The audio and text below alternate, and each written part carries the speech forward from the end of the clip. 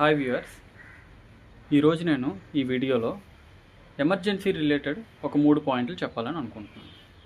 So భారత రాజ్యాంగంలో ఈ ఎమర్జెన్సీ అనేది 352 నుంచి 360 ఆర్టికల్స్ డీల్ చేస్తున్నాయి. ఈ 352 నుంచి 360 ఆర్టికల్స్ అనేవి పార్ట్ 18 ఆఫ్ ది ఇండియన్ కాన్స్టిట్యూషన్లో ఉన్నాయన్నమాట.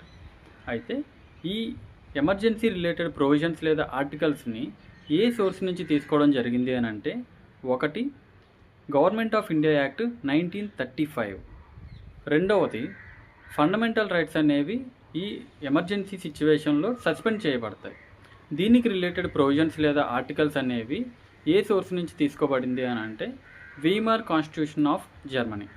సో జర్మనీ కాన్స్టిట్యూషన్ నుంచి ఈ ఫండమెంటల్ రైట్స్ సస్పెండ్ చేయటం during the time of emergency అనే ఒక సిద్ధాంతాన్ని తీసుకోవటం అనేది జరిగిందనమాట. Thank you.